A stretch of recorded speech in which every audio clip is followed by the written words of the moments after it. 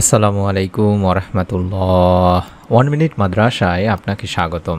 আজ আমি আলোচনা করব আজকে আসরের নামাজের পর থেকে আপনারা যদি মাগরিবের আগ পর্যন্ত প্রত্যেক দিন একটি করে দোয়া মাত্র 3 বার করে আমলটি জারি রাখেন, আল্লাহ তাআলা আপনার পরিবারে অভাব অনটন দূর করে দেবেন, রিজিকে বরকত দান করবেন এবং আপনার জীবনের সকল গুনাহ ইনশাআল্লাহ মাফ করে দেবেন। আসরের নামাজের পরে যে দোয়া কবুল হয় এটি আমরা কম বেশি সকলেই জানি।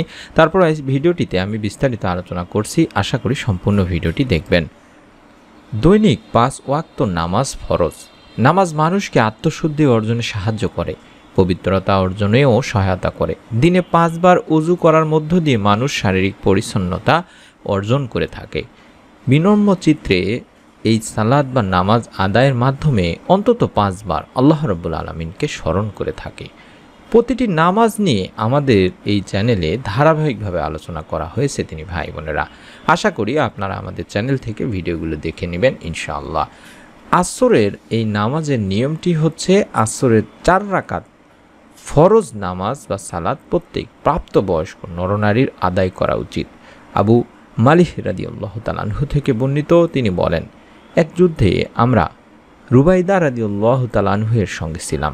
দিনটি ছিল মেঘলা, তাই রুবাইদা রাদিয়াল্লাহু তাআলা আনহু বলেন, শীঘ্রই আসরের নামাজ আদায় করে নাও, কারণ মহানবী সাল্লাল্লাহু আলাইহি ওয়াসাল্লাম বলেছেন, যে ব্যক্তি আসরের নামাজ ছেড়ে দেয় তার আমল বিনষ্ট হয়ে যায়। বুখারী শরীফের 553 নম্বর একটি হাদিস। শুধু তাই নয়, আবু হুরায়রা রাদিয়াল্লাহু তাআলা আনহু থেকেও একটি হাদিসে বর্ণিত হয়েছে, যেখানে আল্লাহ রাসূল সাল্লাল্লাহু আলাইহি ওয়াসাল্লাম বলেছেন, ফেরেশতারা পালা বদল করে তোমাদের মাঝে এসে থাকেন, একদল দিনে একদল রাতে।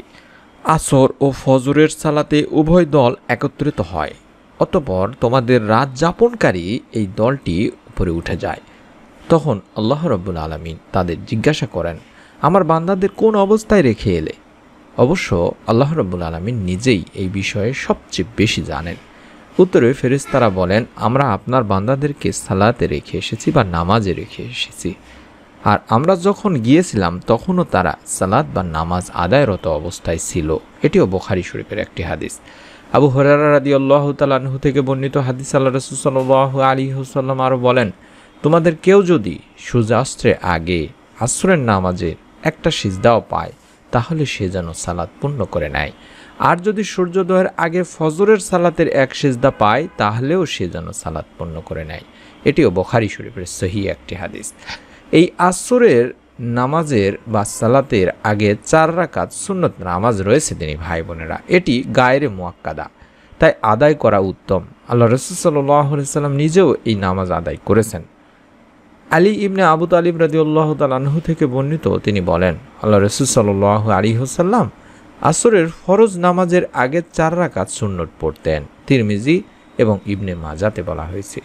অন্য একটি হাদিসেও রয়েছে, উমর ফারুক রাদিয়াল্লাহু তাআলা আনহু থেকে বর্ণিত, আল্লাহ রাসূল সাল্লাল্লাহু আলাইহি ওয়াসাল্লাম বলেছেন, আল্লাহ সেই ব্যক্তিদের উপর রহম করুন যারা আসরের সালাতের আগে 4 রাকাত সুন্নত আদায় করে। আবু দাউদ তিরমিজি শরীফের একটি হাদিস। অর্থাৎ আমরা বুঝতে পারলাম যে এই আসরের নামাজের কত ফজিলত, আসরের নামাজের রাকাত সংখ্যা নিয়ে, আসরের সুন্নত নামাজের ফজিলত নিয়ে। আশা করি আপনারা অবশ্যই আসরের নামাজটি আদায় করার পরে কোরআনে বর্ণিত একটি ছোট্ট দোয়া আমি শিখিয়ে দিচ্ছি, এই দোয়াটি 3 বার পাঠ করে আল্লাহ তাআলার কাছে আপনি আপনার জীবনের গুনাহের জন্য মাপ চাইবেন এবং আপনার পরিবারের থেকে অভাব অনটন দূর করে রিজিকে বরকত চাইবেন। আমরা যখন শয়তানের প্ররোচনায় পড়ে গুনাহ করে ফেলি তখন আমাদের মনের মধ্যে হীনতা কাজ করে এবং আমরা মনে মনে ভাবি, কেন আমরা গুনাহ করে ফেললাম, এই গুনাহ থেকে কিভাবে আমি প্রত্যাবর্তন করব, কিভাবে আল্লাহ তাআলার কাছে ফিরে যাব। সেই বিষয়টি নিয়ে আল্লাহ রাব্বুল আলামিন কিন্তু নিজেই বলেছেন, পাপী বান্দাদের আল্লাহ তাআলা এই আশার বাণী শুনিয়েছেন, বলেছেন যে, হে আমার বান্দারা, যারা নিজেদের উপরে জুলুম করেছো, গুনাহ করেছো, তোমরা আল্লাহর রহমত থেকে নিরাশ হও না, নিশ্চয়ই আল্লাহ সব গুনাহ মাফ করেন, তিনি ক্ষমাশীল পরম দয়ালু। সূরা জুমাতে বলা হয়েছে। শুধুমাত্র আল্লাহ রাব্বুল আলামিন যে বলেছেন তার শুধু নয়, আমাদের প্রিয় নবী বিশ্বনবী সাল্লাল্লাহু আলাইহি ওয়াসাল্লামও কিন্তু বলেছেন।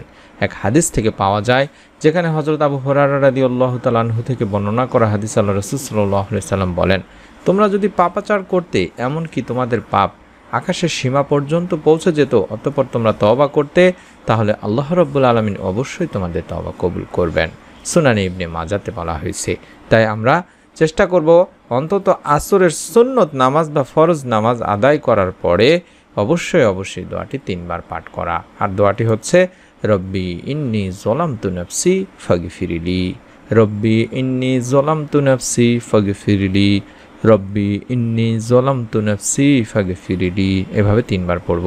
হে আমার রব, নিশ্চয়ই আমি আমার নফসের প্রতি জুলুম করেছি, সুতরাং আপনি আমাকে ক্ষমা করে দিন। কোরআনুল কারীম থেকে না এই গুনাহ মাফের এই দোয়াটির মাধ্যমে আল্লাহ তাআলার কাছে যদি আপনি মাফ চাইতে পারেন, ক্ষমা চাইতে পারেন, আল্লাহ তাআলা ইনশাআল্লাহ আপনাকে মাফ করে দেবেন। এবং যারা অভাবে আছেন, ঋণে আছেন, কিংবা পরিবার সংসারে রিজিক নেই, তারা একটি ছোট্ট দোয়া পাঠ করবেন। তার আগে আপনাদেরকে অনুরোধ করব আপনারা নিয়মিতভাবে ইস্তেগফারের আমলটি জারি রাখবেন আর এই দোয়াটি পাশাপাশি পাঠ করবেন আসরের নামাজ আদায় করার পরে। হযরত আব্দুল্লাহ ইবনে আব্বাস রাদিয়াল্লাহু তাআলা আনহু বর্ণনা করেছেন, আল্লাহ রাসূল সাল্লাল্লাহু আলাইহি সাল্লাম বলেছেন, যে ব্যক্তি নিয়মিতভাবে ইস্তেগফার করবে বা আস্তাগফিরুল্লাহ বলবে, আল্লাহ তাআলা তার সব সংকট থেকে উত্তরণের পথ বের করে দেবেন, সব দুশ্চিন্তা মিটিয়ে দেবেন এবং অকল্পনীয় উৎস থেকে তার রিজিকের সংস্থান করে দেবেন। আবু দাউদ ইবনে মাজা থেকে বর্ণিত এই হাদিসটি। সুবহানাল্লাহ, সুবহানাল্লাহ। তাই অনুরোধ করছি দিনে অন্তত 100 বার করে আপনারা আস্তাগফিরুল্লাহ পাঠ করবেন। এটি আপনাদের বাড়ির কাজ বা আপনাদের জন্য প্রত্যেক দিনের একটি করে কাজ আমি অনুরোধ করব। কোনো দিনই বাদ যেন না যায়, প্রতিদিন 100 বার আস্তাগফিরুল্লাহ পাঠ করবেন। সহজ করে আমি আমার দিনী ভাই বোনদেরকে বলে থাকি, আমাদের অন্যান্য চ্যানেল যেগুলো আছে সেই চ্যানেলগুলোতেও বলে দিই, এই চ্যানেলেও বলছি, আপনারা ওযুর পরে অন্তত 8-10 বার করে ইস্তেগফার পাঠ করবেন। 5 ওয়াক্ত নামাজের 10 বার করে পাঠ করলে 50 বার হয়ে যাবে ইনশাআল্লাহ। এবং আপনারা প্রত্যেক ফরজ নামাজের সালাম ফেরানোর পরে 3 বার করে পাঠ করবেন ইনশাআল্লাহ। হিসাব করে আপনি ফাঁকা যে সময়গুলো পাবেন কাজকর্মের মানে কাজের ফাঁকে, তখন ইস্তেগফার পড়বেন, অর্থাৎ আস্তাগফিরুল্লাহ পড়তে থাকবেন। মা বোনেরা যারা বাড়িতে আছেন, কাজের ফাঁকে ফাঁকে মুখে আস্তাগফিরুল্লাহ জিকির কয়েকদিন প্র্যাকটিস করলে ইনশাআল্লাহ আল্লাহ রাব্বুল আলামিন আপনাদেরকেও এই আমলটি করা সহজ করে দেবেন। এবার আমরা জানে নিব যে অভাব দূর করা, রিজিকে বরকত লাভের জন্য বিশ্বনবী সাল্লাল্লাহু আলাইহি ওয়াসাল্লাম যে দোয়াটি বেশি বেশি পাঠ করতে বলেছেন সেই দোয়াটি। এই দোয়াটি আমি যেটি দেখাচ্ছি, এই দোয়াটিও আপনারা 3 বার পাঠ করবেন আসরের নামাজ আদায় করার পর থেকে শুরু করে মাগরিবের আগ মুহূর্ত পর্যন্ত এই সময়টিতে। তবে দোয়াগুলো পাঠ করার আগে আপনাকে অবশ্যই ইস্তেগফার এবং দরুদ পাঠ করে নিতে হবে। আল্লাহুম্মা ইন্নী আসআলুকাল হুদা ওয়াত-তুকা ওয়াল আফাফা ওয়াল গিনা, আল্লাহুম্মা ইন্নী আসআলুকাল হুদা ওয়াত-তুকা ওয়াল আফাফা ওয়াল গিনা, আল্লাহুম্মা ইন্নী আসআলুকাল হুদা ওয়াত-তুকা ওয়াল আফাফা ওয়াল গিনা। হে আল্লাহ, আমি আপনার কাছে হেদায়েত কামনা করি এবং আপনার ভয় তথা পরহেজগারি কামনা করি এবং আপনার কাছে সুস্থতা তথা নৈতিক পবিত্রতা কামনা করি এবং সম্পদ তথা সামর্থ্য বা সচ্ছলতা কামনা করি। সহিহ মুসলিম, তিরমিজি, ইবনে মাজা এবং মুসনাদ আহমদে রয়েছে। আমি অনুরোধ করছি আমার দিনী ভাই বোনদেরকে, আপনারা প্রত্যেক দিন আসরের সালাত আদায় করার পর থেকে আপনারা কয়েকবার দরুদ ও ইস্তেগফার পাঠ করে যে দোয়াটি দেখাচ্ছি গুনাহ মাফের, এই দোয়াটি পাঠ করবেন অন্তত 3 বার। এবং অভাব অনটন থেকে বাঁচার জন্য যে দোয়াটি দেখাচ্ছি এই দোয়াটি আপনি 3 বার পাঠ করে আবার দরুদ পাঠ করে আল্লাহ রাব্বুল আলামিনের কাছে 2 হাত তুলে আপনি ক্ষমা চাইবেন, মাপ চাইবেন। এবং বাড়ির যে কাজটির কথা বললাম, চলতে ফিরতে সব সময় উঠতে বসতে আপনারা আস্তাগফিরুল্লাহর আমলটিকে জারি রাখুন। আল্লাহ রাব্বুল আলামিন আপনাদের সমস্ত সমস্যার সমাধান করে দেবেন, দুশ্চিন্তা মিটিয়ে দেবেন এবং আপনার কল্পনার বাইরে থেকে ইনশাআল্লাহ রিজিকের ব্যবস্থা করে দেবেন। আমরা আল্লাহ তাআলার কাছে দোয়া করি সেই সমস্ত দিনী ভাই বোনদের জন্য যারা আমলটি করবেন মনে মনে নিয়ত করছেন, আল্লাহ রাব্বুল আলামিন তাদের আমলটি করার মাধ্যমে তাদের পরিবার সংসারে রিজিকে বরকত দান করুন। কঠিন কিয়ামতের দিন মুসিবতের সময় বিশ্বনবী সাল্লাল্লাহু আলাইহি ওয়াসাল্লামের সঙ্গে জান্নাত যাওয়ার তৌফিক দান করুন, গুনাহ মাফ করুন, আমিন। পরবর্তী নতুন আমলের ভিডিও আপনি আপনার মোবাইলে পেয়ে যাবেন যদি সাবস্ক্রাইব করে বেল বাটনটি অন করে রেখে দেন। সকলে ভালো থাকুন, সুস্থ থাকুন। আসসালামু আলাইকুম ওয়া রাহমাতুল্লাহ।